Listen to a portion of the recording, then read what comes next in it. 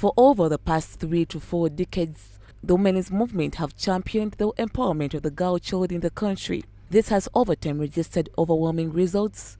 Many head various sectors, institutions, families, and even occupy most of the crucial political offices in the country.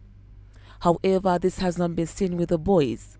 Honorable Dr. Miria Matembe, a senior citizen, a former member of the Pan-African Parliament, and a woman rights advocate, believes that boys have never been discriminated in anything in culture, law, and other areas. The parents need to know that the girls, the boys whom they keep telling you are a boy, you are a man, you are by word of mouth, that must stop.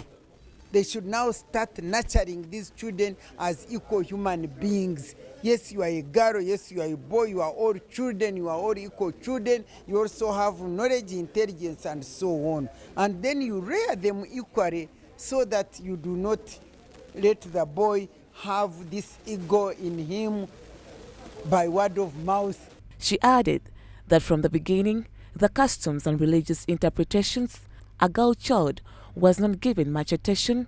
That's why the focus is being put on girls than boys. Considered as human beings in their own right. They were subjugated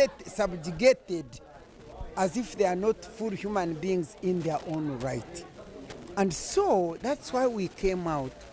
We, who are the vanguard of gender equality and women's empowerment, we are not fighting for the girl child only.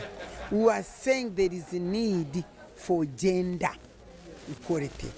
It is seen that most parents don't pay attention to boys, explains why they have resorted to distancing themselves from their parents and ended up making wrong decisions that even put their lives at stake, contributing a bigger ratio to street children, prisoners, and people with mental health. Engineer Ronald Chibuka, a representative from Church of Uganda and an advocate for gender equality, mostly the boy child, says that most of the families have led to the downfall of some boys since they are not given guidance on the right ways. You find in some well-to-do families, boys are worked for, they are too much pampered, they are left to be babies always. So that one alone keeps them off from the right trend of doing things right. In fact, I gave an example of areas where some people even build homes and they pass them to children to marry from. So they cannot stand to be strong men who can work for themselves. And some societies, some boy are underlooked, they call them all names, and sometimes they get off track because they feel the society has left them out. As Uganda Police Force, we first welcome this approach of mentoring a boy child, because most of our suspects we normally get are boys who are men. And why? It's because the society has neglected a boy child.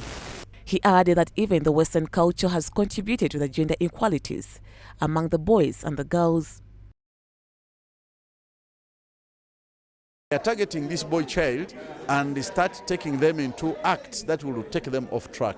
So basically these are areas of concern that we feel if we put our heads together, we can fight, and then we see how we can guide and groom our boy child to make sure that we get the great men out of them who are going to build great homes that can really bring glory to God, and we'll see family units.